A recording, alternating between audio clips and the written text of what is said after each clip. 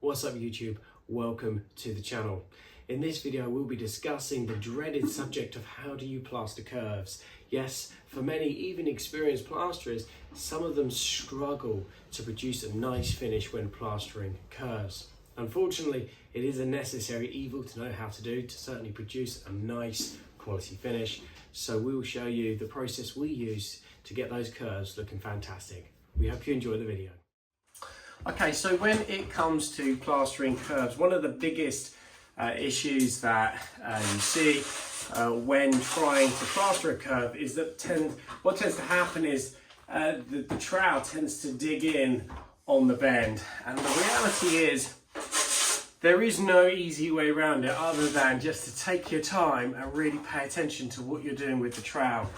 But generally what we find is it usually works a bit better to have a little bit more plaster on the trowel.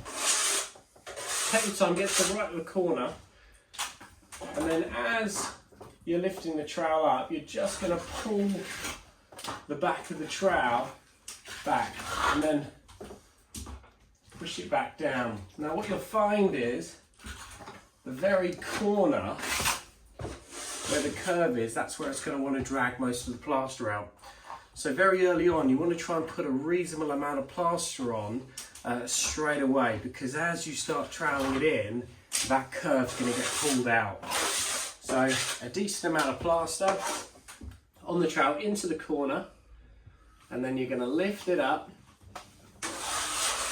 and then just slightly flatten the trowel off as you hit that curve, just to make sure you've got enough on. The top and the bottom of it, so the bottom side and the top, they're easy enough to fill out on the second coat, but that corner you want to make sure you've got enough on straight away. My curve's a little bit harder because I've got scrim tape to bed in, so it might be worth just smearing some plaster over that scrim tape straight away, just to save you pulling that off. So just bed that in first. You'll notice you won't be able to go anywhere near as fast as if you're applying a flat wall. So again, same in the corner, nice and slow, and then just tip that trowel back, the back of the trowel, just to stop it digging in. So this here is just an exercise in trying to get as much plaster as you can against the curve. The other thing is also very important as well is you want to make sure that you keep the trowel parallel at all times. You don't want it tipped like that, you want it like this at all times. So as you're going up, keep it as parallel as you can to the wall. And where it's at the curve, you're going as light as you can, so very little pressure as you hit that curve, so as not to drag out the plaster in the corner there. So same again with the scrim tape, we're just going to bed that scrim tape in first. As the priority is the curve and not the scrim tape, it's really easy to drag that scrim tape out when you're going up the curve. So same again, decent amount of plaster. You're going to use a lot more plaster on a curve than you would a flat wall, especially when you're plastering an Artex curve. So into the corner, and then really light pressure as it hits that curve, and then back down again. It's really important to remember that with a curve, you're never going to get it looking absolutely perfect when it's wet. That is so important. So just get plenty of plaster on at this point. The last thing you want is not enough plaster in that curve, and then what you find is you get upset getting low spots as you start wet troweling, which is not what you want.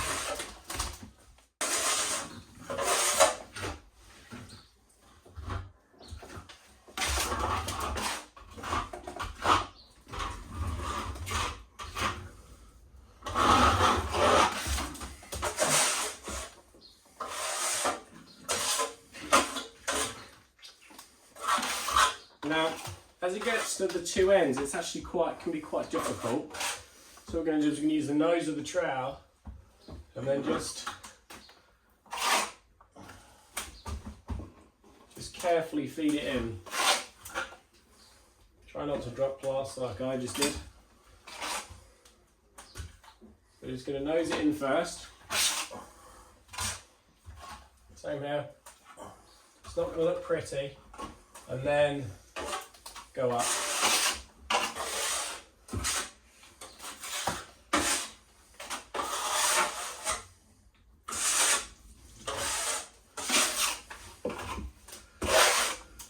The key with a curve is just to go nice and slow. Where it's just here, there's just not enough plaster. You're just going to use a little bit on the corner and then just put it in that side. A little bit more, like so.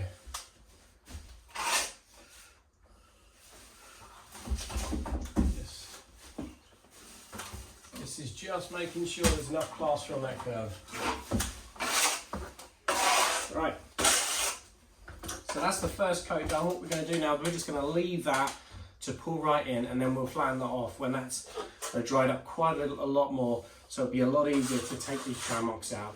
Okay, so these curves have been allowed to pull in for quite a bit, but if I was to run my finger over it, you can see it's still leaving finger marks. So it's really at the point now where it's almost ready for a second coat. Now if you were to run the trowel again, same parallel with the wall, and we run the trowel up and down the curve, you can see straight away it's taken out these trowel marks. So much easier now to form that shape. And because you've applied the plaster nice and thick, you haven't got to worry about the curve pulling the plaster out the curve. So just looking just to try and find any misses in the curve, and if you can, fill them in at this stage. Right against the wall, we're just going to use the toe of the trowel and then go back over it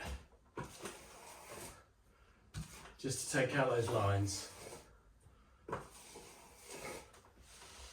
And look at that, straight away within just a few seconds, leaving it to pull right in, it's formed that shape of the curve an awful lot easier. So now what we're going to do is we're going to catch up when we're applying that second coat of plaster. Okay, so when it comes to applying the second coat, it's very similar to that. But first, we are looking to get a decent amount, probably not that much, decent amount on the trowel. And then, as you get to the curve, you're going to just lighten off, just a little bit. So as it hits that curve, just a little bit lighter. And what you're trying to do is make sure the plaster stays in the curve.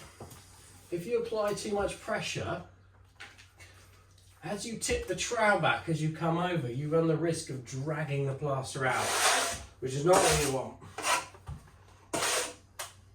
Because at the later stages when you're wet troweling, it won't look like a nice straight curve, which is what you're trying to achieve. Against the bottom of the curve, and as you go up, just lighten off the pressure. Same again, just lighten off the pressure as it hits that curve. What that will do, as you lighten the pressure, is it will stop it forcing the plaster and spreading it as well, and what it'll do is it will start to build up on the curve. Once it's in the curve, then you can move it around. Same as we did before in the corners. Just going to use the toe of the trowel to initially get the plaster in there. So don't worry how it looks.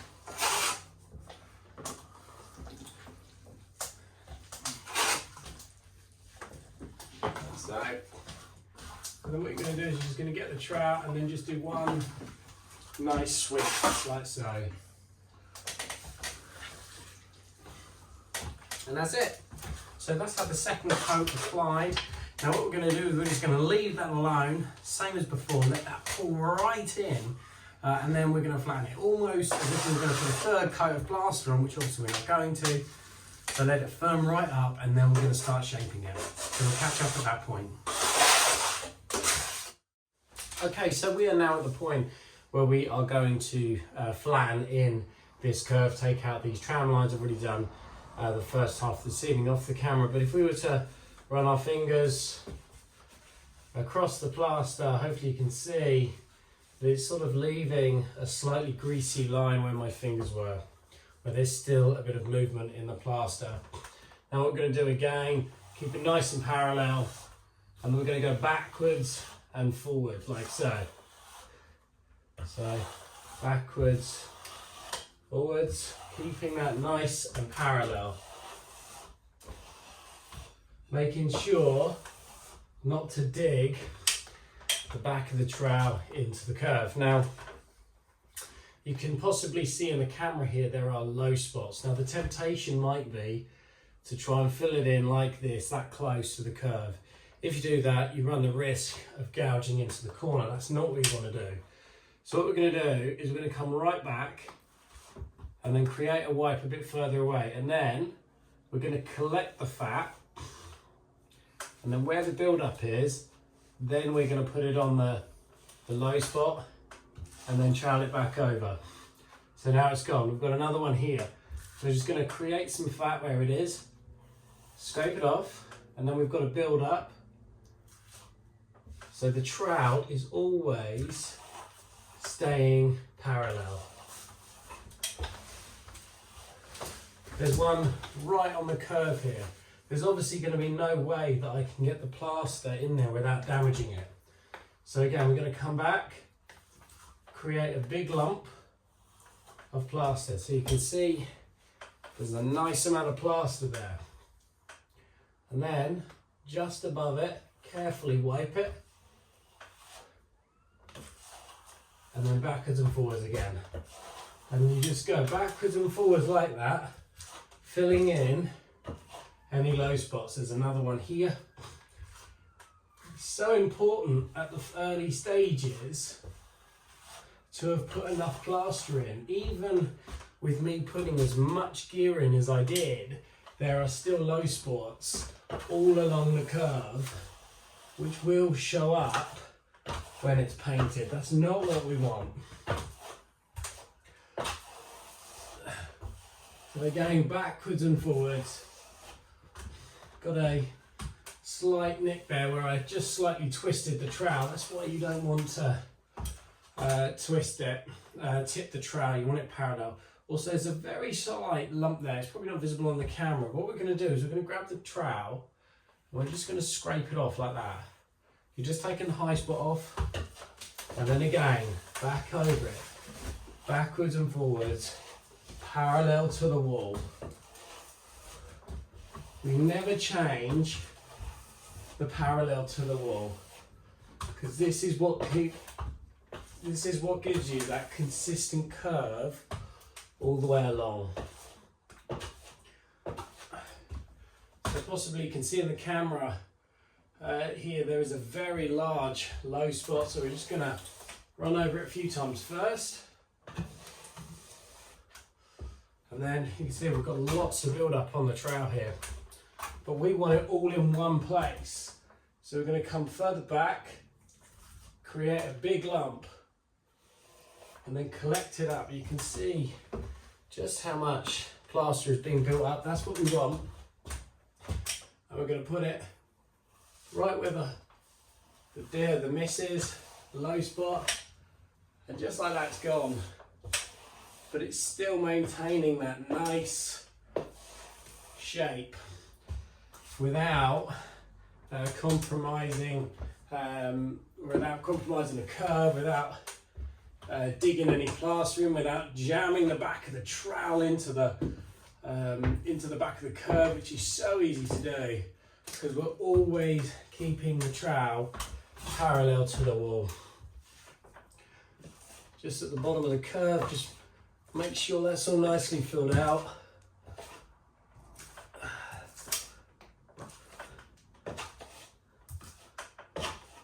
A little bit harder if the ceiling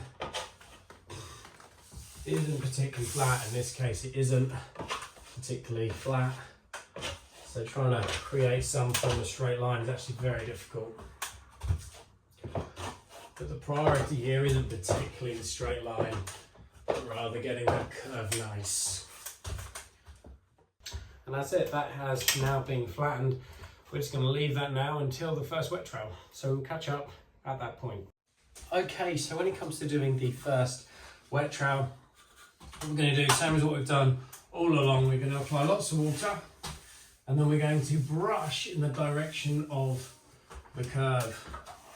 And then lots and lots of pressure, nice sharp angle. And we're just going to go over that curve 2 or 3 times just to really take out any low spots that you might have, like so. Then the trowel is always going in the same direction. Now, if you've flanned it in properly, you should have very, very little low spots. Certainly should not need to fill very much in at all on the curve. What we're doing is we're just using that brush just to pick up any low bits, try and agitate the plaster a little bit just to get the plaster to move. There's just a little low spot there which I'm going to fill in. So what I'm going to do is I'm just going to use a bit of dry gear that's on the bucket and just fill it in. Same we've done when we're flattening, still going in the direction of the curve. Looks like there might be one here, a very small one. And I'm going to pull back and then push forward. So that constant backwards and forwards gets that nice consistent curve. You need to apply more water on a curve than you would if you were wet troweling a standard flat wall or ceiling.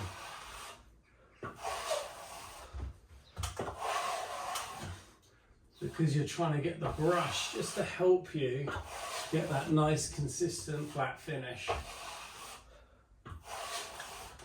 You also have a slightly more aggressive angle, so as to do your best not to dig the trowel into the wall. And there we have it. That is the first wet trowel done on the curve. We'll catch up at the point where we're doing the second wet trowel.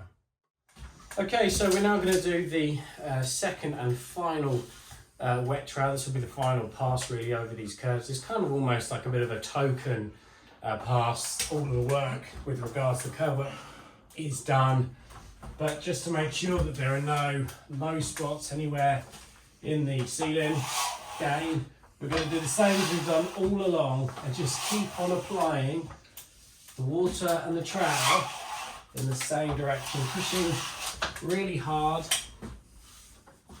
really trying to compress that plaster now.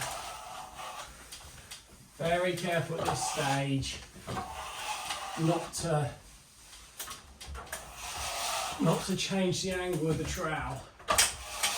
The last thing I'd want at this point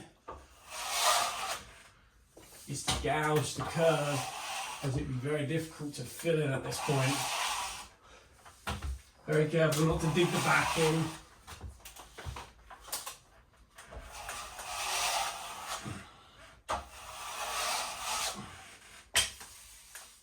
Keep that bottom line nice and clean. With this section here in the corner, we're just gonna give it a little dig out. A little bit of cork in the way, we're just going to scrape that off. painter's best friend, a bit of cork, and then just on the toe of the trowel in there like we've done all along, like so.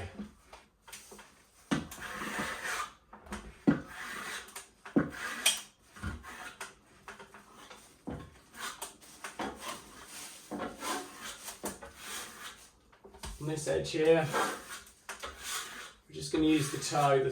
The plaster is so firmed up now, we can be quite aggressive with the toe of the trowel just to make sure it's nice and neat.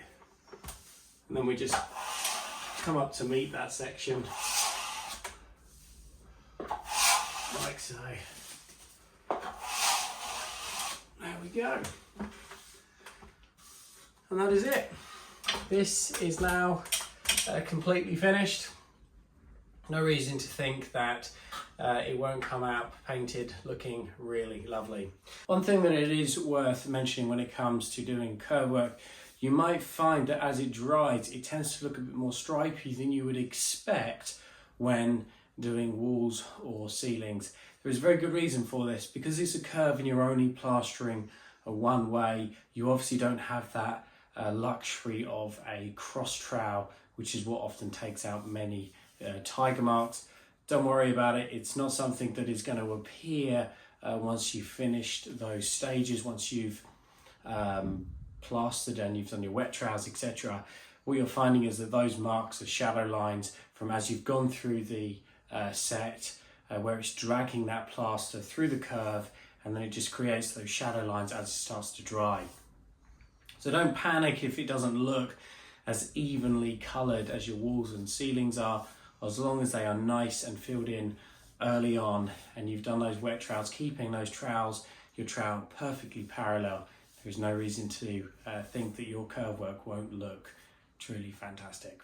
So that is it. There really isn't an awful lot when it comes to plastering curves. It's probably one of those things that seems more daunting than it actually is. If you're patient with your plastering, take your time applying the plaster. Remember, we said about as you go around the curve, ease off the pressure, and what that'll do is it'll mean more plaster stays in the curve, which makes a big difference later on. Also very important to always keep your plastering trowel parallel to the wall. That will ensure that you don't get gouge marks or tram lines in the curve later on, which is very, very difficult to get out.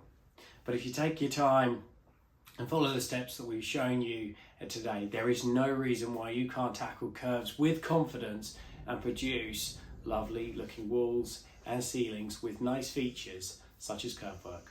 We hope this has been helpful. Consider giving it a thumbs up and subscribing, and we look forward to seeing you on the next one. Thanks again.